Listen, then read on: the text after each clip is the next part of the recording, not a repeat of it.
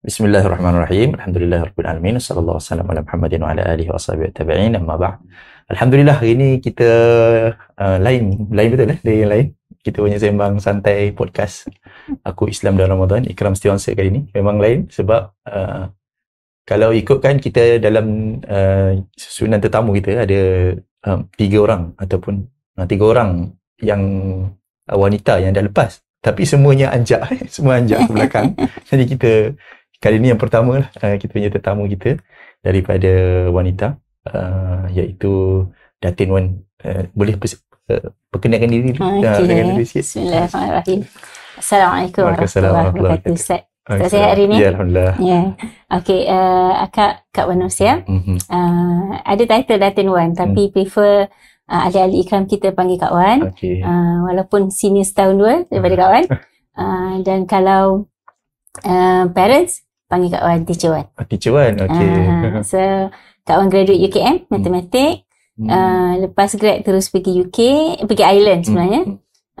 Jadi kononnya merabi kat sana lah. Alhamdulillah. Terus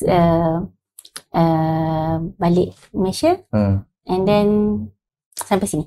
Sekarang ni bertugas sebagai apa? Tadi ada sebut tadi dalam tadi dalam series sebelum ni ada sebut dalam bersama dengan Dr. Teh ada sebut. Oh ya. Tapi bertugas sebagai apa? Career sekarang.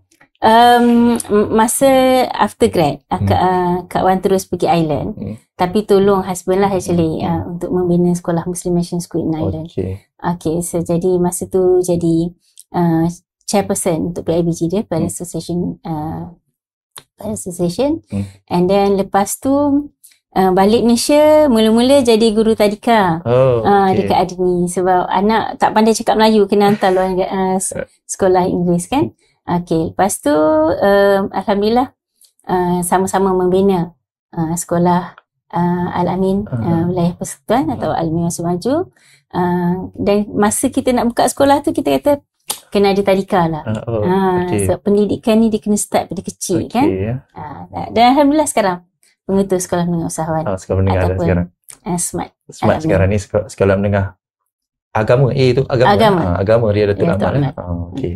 Okey, dari segi career tu dengan tadi belajar dulu dalam bidang matematik, masih mengajar bidang mengajar mat ke? Masih. Alhamdulillah. Masih matematik lagi. Jadi kita pergi kepada soalan pertama lah. Kalau tengok Ramadan ni, kalau di Malaysia ni memang bukan di Malaysia sajalah, pada semua orang Islam. Biasanya orang akan kaitkan Ramadan ni dengan puasa lah. Ya, betul. Tapi kita memang sedar, mungkin kita dah dewasa ataupun kita dah, macam saya ni belajar dalam bidang agama ni, kita sedarlah Ramadan ni dia bukan semata-mata puasa. Tapi bagi Datin lah, ataupun bagi Kak Wan, dalam hidup Kak Wan ni, bila yang Kak Wan sedar yang sebenarnya Ramadan ni dia lebih daripada puasa? Kak Wan masa dekat U, Kak Wan banyak join program facilitator untuk program kanak-kanak lah. Ikut akhwat kita yang lama dulu kan. Jadi masa tu one of our program adalah program kita panggil program menghayati Ramadan. Tapi masa tu kita fikirlah kita nak hayati macam mana. 3R bukan 3R lagi. Belum masa Kak Wan tu Bidin pun tak lahir lagi kot masa dekat UKM. I think masa tu 1990. Jadi kita dekat kampus kan dengan semangatnya. Macam mana kita nak bawa Ramadan tu kepada pelajar kita.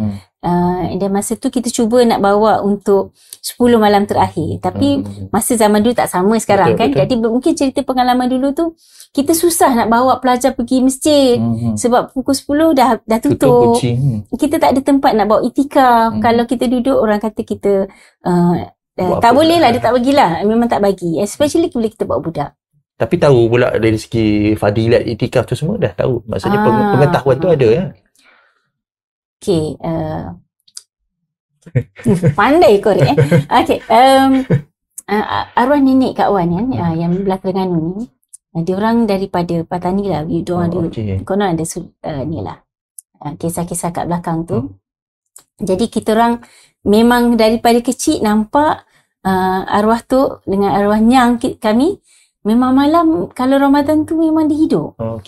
Jadi kita masa tu memang dah tahulah kan, dah tahu. Even masa tu arwahnya sangat sakit, dia memang malam dia bangun dia ngaji Quran automatik kan. Jadi kita rasa macam masa tu kecil lagi lah kan. 1980s lah, 70s plus lah. So masa tu dah ada pengetahuan. Mungkin kami dekat Terengganu ni kita lebih ada pendedahan tersebut lah. Dari segi pendedahan agama tu lebih lah tradisional pun agak kuat juga di Terengganu. Bila dah pergi ke UK, lepas tu balik pula daripada UK tu memang berkecimpung dalam bidang pendidikan, nampak macam minat betul dengan pendidikan. Itu susun susun alur yang Allah bagilah kan. Kalau diri sendiri tu macam sebenarnya memang minat daripada belajar dulu ke, ataupun tiba-tiba ternampak minat tu waktu sebenarnya masih belajar buat maths pun macam denial kan. Konon nak buat komputer masa zaman tu 1990s, komputer tengah naik kan. Betul, IT tengah naik. Tapi mak Kak Wan pun orang komputer, dia programmer. Jadi kata jangan masuk komputer, nanti tak boleh tidur. tak boleh tidur. Jadi itulah memang Allah susun lah. Sekarang nak tanya kepada pengalaman Ramadan. Kalau tengok dalam banyak-banyak Ramadan mana yang rasanya paling mencabar lah? Kita bukan cabar lapar lah bukan lapar tu rasanya semua ada. Betul. Okey, dia bermula bila Kak Wan diminta untuk pegang sekolah lah Kak Wan rasa. Masa tu kita 1995 lah bila kita first minta Kak Wan pegang sekolah. Kak Wan buka sekolah rendah dan Kak Wan buka juga sekolah tadika. Jadi a month before nak sampai Ramadan ni, Kak Wan dengan seorang ukti ni lah Zalila, kita tanyalah Kak Wan, Zalila dengan Sari. Kita kata macam mana nak buat Ramadan ni, belajar masa tu. Kenapa Ramadan? Memang timing tu waktu Ramadan ke? Sekolah kan bila buka, kita kan ada kalender kan. Betul, takvim tahunan ni. Bila kita ada kalender tu kan, kita nak letak terus jadual tu macam mana. Dan kita macam Kak cakap lah, mungkin pengalaman kat UK dan sebagainya, kita rasa macam mana. Apa maksud menghayati tu? Kan? Adakah menghayati yang macam kita faham atau menghayati macam mana yang Rasulullah buat? Jadi dekat situlah perbincangan kita. Kak Wan agak struggle juga sebab Kak Wan ni suka kepada fun education. Jadi bila fun education ni, kalau nak buat tu mestilah macam budak fun kan. And terutama pelajar kita 4-5 tahun. And then ada pelajar kita 7 hingga 8 tahun kan.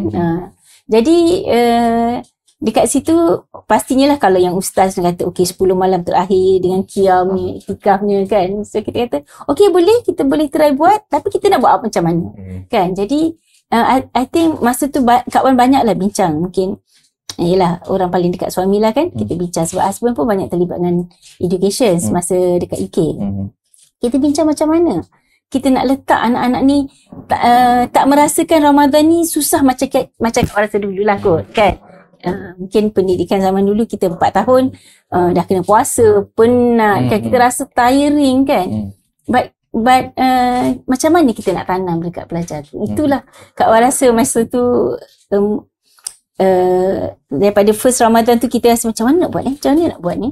Tapi Alhamdulillah perbincangan yang kita buat antara my team tu, selalulah bila kita bincang kan, perbincangan Allah memang bagilah idea-idea tersebut. Itu masa peringkat perancangan. Bila sampai ke peringkat pelaksanaan first Ramadan yang dalam sekolah tu macam mana? Itu lagi mencabar bila kita dah ada orang kan. Kita dah ada pelajar, kita dah ada mak ayah kan. And then kita ada board kan. Kita ada mereka yang memikirkan education ni macam mana. Jadi kami memang niat jugalah kan. Terus kita tekankan kepada 3 perkara. Satu tentang puasa tu sendiri. And then kita buat tentang sedekah. And then kita aim tentang itikaf. Jadi 3 perkara ni lah masa tu bila first day puasa kan, budak 4 tahun, pelajar 4 tahun ni kita kata puasa sekerat hari. Sekerat hari. Even kita plan untuk makanan diberi ketika sekolah hari. Maksudnya dulu patut diorang makan pukul 10, hari pertama kita bagi pukul 10.30. Okay. Jadi kita memang kita memang plan sebegitu. Jadi bila kita nak explain jugalah dekat parents. Ini satu hal lah. Anak saya 4 tahun tak boleh puasa. Kita kata betul. So, tapi waktu sekolah pun biasanya pukul 10 baru makan kan. Boleh tak kita ganjak sikit? So kita buat macam tu lah. Dan kita rasa kita dapat menerangkan kepada ibu ayah, senanglah pelaksanaan kita buat. Itu first year. Betul. Lepas tu dah bertahun. Sekarang ni dah kira 13 tahun. 13 tahun daripada pengalaman tu. Masuk pula ke bidang sekolah menengah. Masa sekolah menengah pula, macam mana pengalamannya? Kalau masa sekolah rendah kan, tadika, kita nak supaya mereka merasa Islam tu bukan secara paksaan, tapi itulah rutin diorang. Kan? Jadi bila sekolah menengah ni diorang dah patut dah rasa rutin kan. Jadi sepatutnya kita merasakan keperluan untuk mereka menghayati macam mana untuk menjadi dewasa. Kan? Untuk menghayati Ramadan ni untuk membina kekuatan di bulan-bulan yang seterusnya. Jadi challenge jugalah kita nak buat praktis benda tu at the same time dengan syllabus yang kita ada, dengan parents yang kita nak kenalkan, dan juga sebenarnya dengan budaya masyarakat tu kan, bila kita nak cari masjid, nak buat itikaf dan sebagainya. Okey.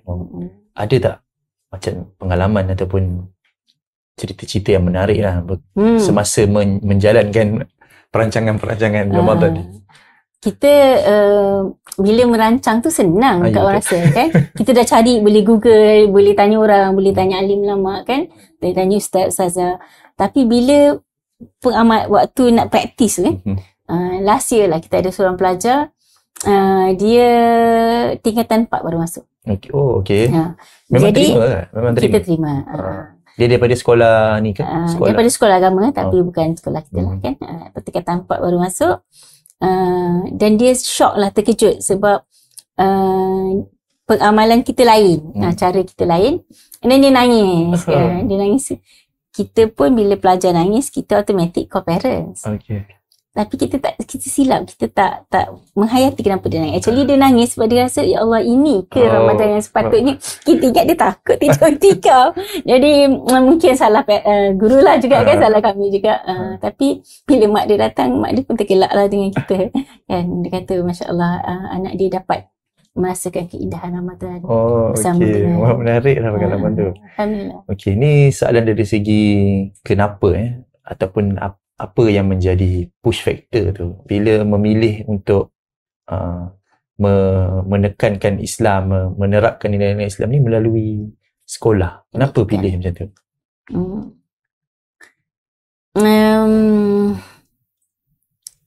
Macam mana ya? Susah soalan tu. Okey, jadi Kak Wan rasa satu benda lah ya. Kak Wan jadi suri rumah. Daripada lepas grad ni 94 tu terus jadi suri rumah. Sampai balik Malaysia. Walaupun kita aktif dengan NGO, walaupun kita aktif dengan sekolah kan, dan Kak Wan juga menjadi guru part time dekat Muslim National School tersebut, tapi kita memang full time dekat rumah. Jadi kita nampak anak-anak kita ni kat mana kita nak bawa, kat mana kita nak bentuk bentuk dan corakkan mereka. At the same time, kita dah ada produk Al-Amin yang datang ke Aiden masa tu menjadi pelajar kan. Jadi dekat situ Kak Wan merasakan macam ada lubang-lubang yang boleh Kak Wan cover supaya ketika mereka dekat island ni, mereka dah jadi pemimpin untuk bawa agama. Jadi dekat situlah banyak perbincangan kan yang kita bawa. Dan Kak Wan rasa bila Ustaz mungkin ingat orang-orang muda ni, Ustaz masih muda kan? Muda. Perbincangan bila cakap pasal nak menegakkan Islam, pasal menegakkan budaya tu kan, nak jadikan rutin kepada diri kita, kepada diri pelajar, diri anak-anak sehingga menjadi dewasa. Itu satu yang perbincangan yang hangat sebenarnya. Dan Kak Wan rasa itulah banyak mendorong untuk mahir lagi lah dalam bidang pendidikan ni. Masa balik tu, masa nak asaskan sekolah Al-Amin Wilayah Persekutuan ni, memang permintaan diri sendiri dulu kemudian baru disuruh, ataupun disuruh dulu baru set up? Alamak. Sebenarnya macam mana? Ni pengalaman lah. Betul. Kak Wan masa balik, kan Kak Wan jadi guru tadika dekat Adni. Sebenarnya Adni is very good school. Dia memang dan Kak Wan dikelilingi oleh orang-orang yang soleh, orang-orang yang membawa Islam dengan cara mereka. Dan dekat situ Kak Wan memang sangat inspired lah dengan cara tersebut. Tapi lepas tu Kak Wan berhenti mengajar. Berhenti mengajar. Tapi dan mulalah aktif full time dengan Ikram lah. Pasti Ikram nak buka sekolah kan. Kak Wan kata Kak Wan nak jadi board. Memang Kak Wan volunteer untuk jadi board. Board lah kita nak plan kan. Tapi masa bincang-bincang jadi board tu, ada satu meeting tu Kak Wan tak datang. Tiba-tiba masuk on the way balik dong Kak. Okay Wan, kita offer Wan jadi guru besar. Saya di board. Tapi pergi interview juga. Macam nampaklah cara dia.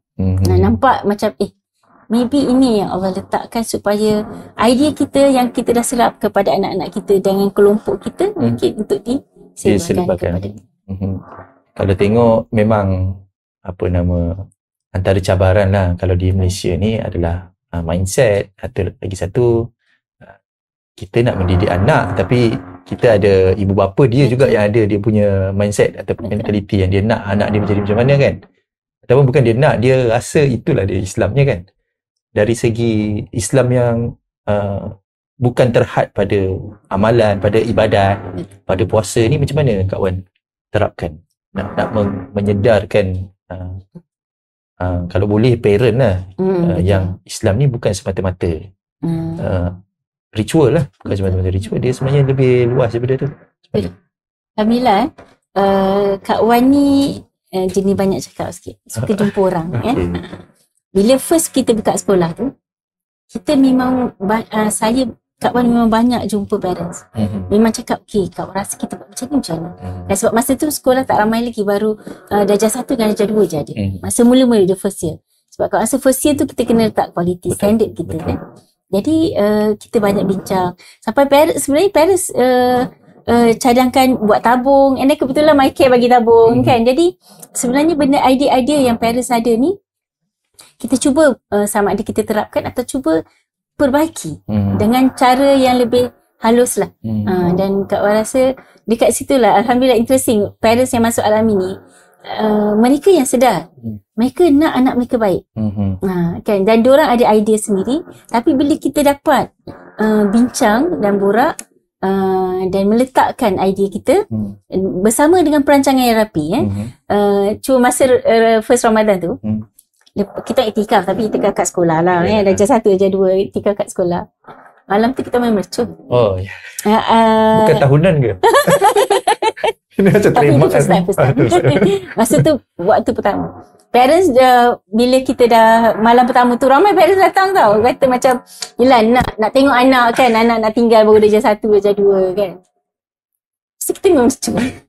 Adalah kena marah dengan parents sikit. Kata, ini teacher Wan tu lah membakar duit. Pengalaman lah kan. Mungkin sebab zaman tu belum ada lagi akta ni yang mengizinkan jualan mercun ni, tapi dah. Betul, masa tu tak ada lagi kan. Mercun di mana-mana. Tapi masa tu teacher Wan nak bawa bahawa you get reward when you fasting. Tak semestinya reward yang memang kita mengharapkan reward pada Allah, tapi macam mana kita nak train budak? Kan kita nak cakap beri reward daripada Allah, you dapat syurga sekian. Interesting fun semua tu. Jadi kita tengok pelajar pun tak pernah main bunga api kan. Mercun tu cikgu je main, pelajar main bunga api pusing-pusing je kan. Itu pun dah habis seronok. Itu dah seronok kan. Jadi kita rasa alhamdulillah. So besok tu diorang excited untuk puasa dan meneruskan sampai okay. Masya-Allah. Jadi itu satu pun. Ini mungkin yang second last. Sebelum masa Kak Wan di Island, kan Kak Wan nampak produk-produk Al-Amin tu kan. Jadi nampaklah ada kelompokan ataupun ada lubang-lubang yang kita boleh tolong tutupkan. Macam saya sendiri pun produk Al-Amin juga, walaupun Al-Amin dan lain-lain kan. Macam mana perancangan Kak Wan ataupun harapan pun boleh jadi untuk tidak berulang benda yang sama, sebab Dia biasa kita kata semakin besar ni semakin susah nak jaga kualiti. Masa kecil sedap kan nak jaga kualiti 15 orang parent ke seronok je kan. Tapi bila dah membesar dia memang akan membesar. Itu memang satu sunnatullah lah. Growth ni satu benda yang tak boleh dielakkan. Betul. Macam mana rancangan untuk tidak jadi semula apa yang telah terjadi lah. Ataupun yang sedang terjadi. sedang terjadi. Masa Kak Wan dekat UKM dulu, Kak Wan involve dengan Syabab Fatahiyat Al-Amin sebenarnya. Kita orang bawa mereka main kuda dekat Rawang. Kat Rawang situ. Jadi kita nampak masa tu first batch lah, first second batch. Kita nampak bahawa kekuatan pelajar adik-adik ini sangat-sangat memerasakan kata-kata kita merasakan kalaulah kita berada masa tu kan mesti lagi barok. Tapi bila Kak Wan dekat Island, sebab masa tu peluang untuk berjumpa dengan student-student kan, produk Al-Amin, dia kelompongan tu bukanlah kelompongan dari segi pengisian mereka, tapi dari segi culture shock tu. Kan kadang-kadang kita tak faham, apa yang kita faham tentang culture shock. Culture shock Al-Amin berbeza. Kan bila mereka berjumpa dengan orang luar. Bila mereka berjumpa dengan orang luar bukan produk Al-Amin. Lepas tu dekat UK jumpa pula dengan non-Muslims kan, yang tidak mengamalkan Islam dan sebagainya. Jadi dekat situ kita nampak untuk mereka masuk bawa kepada usrah tersebut ataupun halakah kita mengambil masa yang lama. Kadang-kadang setahun, 2 tahun. Kan malah kadang-kadang 3 tahun. Malah ada yang keluar. Dan jadi dekat situlah Kak Wan cuba menghayati apa yang kita nak masuk, apa yang kita nak buat. Dan antara yang Kak Wan buat lah kan dekat sekolah usahawan adalah untuk sebenarnya masyarakat kita, masyarakat Al-Amin ni kena jumpa masyarakat kan. Betul. Alhamdulillah Smart sekarang dikelilingi oleh perumahan yang campur campur Cina, Melayu, India. Lama lah duduk situ ni. Kenalah ya. Jadi kita cuba mengajar pelajar-pelajar kita ini masyarakat. Macam mana nak borak dengan masyarakat. Kadang-kadang bila pelajar kita tak tahu nak borak kan, itu satu yang tak tahu nak cakap kan. Satu yang rugilah kan, kita nak minta mereka yang menyampaikan Islam tu. Tapi menariklah kalau kita tengok tak tahulah, saya dengar lah. Saya selalu tengok TV, dengar je orang cerita di UK ataupun di luar negara, di US. Dia punya murid dia berani bercakap, menyuarakan pendapat kalau dalam kelas angkat tangan soalan. Tapi di Malaysia ni kita punya tak tahulah sistem pendidikan ke ataupun memang budaya masyarakat ni, memang kita ni jenis tak bercampur, tak tanya, tak involve. Jadi tak nampak lah ataupun susah lah kita nak menghidupkan budaya tu dalam masyarakat lah, dalam anak-anak ni. Masa dia darjah 1, darjah 2 tu dia excited. Betul. Tapi lama-lama dia hilang. Excited dia hilang. Tak tahulah ke mana hilangnya. Dan dia mula tak jadi macam orang lain. Sama je macam orang lain. Betul. Suka main-main sendiri, suka buat kerja sendiri. Tapi ini pun satu cabaran lah sebenarnya. Antara expectation parent dengan expectation board, dengan apa sebenarnya kita punya objektif asal. Itu pun satu cabaran juga, mengimbangkan tu kan. Tapi macam mana penutupnya lah, harapan ataupun kata-kata yang dipegang oleh Kak Wan, yang dipegang oleh Kak Wan, yang menjadi inspirasi ataupun yang menjadi motivasi lah untuk meneruskan. Kak Wan bawa 3 benda lah untuk ketika di tadika. Kita meletakkan student berada in comfort zone ataupun kita kata secure environment. Jadi bila kita merasakan pelajar berada di secure environment, mereka berani nak cakap. Kalau kita tengok pelajar kanak-kanak tadika, kita letak benda diorang berani je. Tak kisahlah salah ke tak cantik ke kan, berani pun. Dan bila kita masuk ke sekolah rendah, kita cuba meletakkan supaya pelajar kita berani pergi ke depan tanpa memikirkan kesalahan mereka ketika sekolah rendah darjah 1, 2, 3. Maksudnya tanya je kan, boleh tanya. Tapi bila dalam masa yang sama, kadang-kadang kita juga berada dalam masyarakat kan, untuk label kan. Masyarakat kita mudahlah label. Kalau Datin ni dia tempat ambil gambar ramai-ramai kan. Kalau dia orang biasa dia mungkin, yelah, labeling tu satu benda yang sangat sangat berat sebenarnya untuk pelajar kita. Jadi bila kita masuk ke darjah 4, 5, 6, Kak Wan lebih menekankan tentang praktikal. Kan, bawa diorang kat depan, bawa diorang pergi mana-mana, and then you have, semua orang kena bagi pandangan. Cuma masa sekolah menengah, Kak Wan bawa kepada kita ada pitching area. Kan, kita minta pelajar cakap, borak, mula-mula kita, tapi benda ni kena train. Kan, kita kena train. Ada pelajar yang memang banyak cakap. Kalau macam Kak Wan ni tak payah train pun dia boleh cakap kan. Tapi bagi pelajar yang tak boleh cakap, macam mana kita nak ke depan? Sebab kita rasa macam ni, bukan diorang tak ada soalan, tapi diorang tak berani nak cakap. Jadi bila boleh cakap apa-apa je, dan mereka akan menghayati subjek tu dengan baik. Kan, contoh kalau matematik kan, nak tanya apa kan, teacher Wan nak tanya apa ni, nak tanya pasal tangent, nak cakap apa, kita tak faham pun dalam amal kita macam mana kan, dalam praktikal dia macam mana. Tapi kita bila kita open, teacher Wan selalu tekan kepada guru-guru kita lah, semua pelajar kena ada peluang untuk bercakap.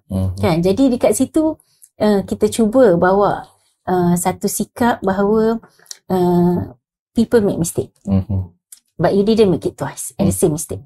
Jadi benda tu yang teacher Wan harap boleh bawa lah pelajar kita berubah sedikit demi sedikit lah, insyaAllah. Okay, insyaAllah. Tu ada buat konsep ni juga kan, podcast sembang-sembang kat sekolah juga kan. Betul lah, benda tu kena buat. Kita buat tak tahun lah, alhamdulillah. Cuma mungkin dari segi teknikal tu kena ada dapat nasihat pakar sikit tu. Oh ya. Terutama lighting. Tengok, saya suka juga tengok. Saya suka lighting, speaker dia kan, mikrofon ni kita tak ada ni. Sebenarnya simple je yang kita pakai ni pun tak adalah.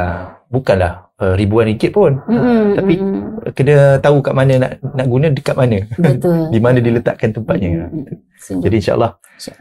Terima kasih banyak sudi menerima kita punya undangan, walaupun soalan-soalan dia unexpected juga. Tapi harapnya dapatlah apa yang kita boleh kongsikan, terutamanya kepada pendengar-pendengar lah yang nak dengar sisi lain Islam ni. Islam ni sebenarnya dia bukanlah bermaksud kita kena ada ustaz ataupun kena cakap Al-Quran, sembang bahasa Arab kan. Tapi sebenarnya Islam ni lebih luas daripada tu. Dan mudah-mudahan semua ni jadi timbangan amalan kita lah untuk Ramadan ni dan juga di hari akhirat nanti, insyaAllah. Terima kasih banyak sekali lagi. Minta maaf kekurangan kesilapan daripada pihak Ikram Siwangsa. Dan kita tangguhkan dulu dengan tasbih kafarah. Subhanakallahumma bihamdika asyhadu an la ilaha illa anta astaghfiruka wa atubu ilaik. Assalamualaikum warahmatullahi wabarakatuh. Waalaikumsalam. Terima kasih banyak. Terima kasih.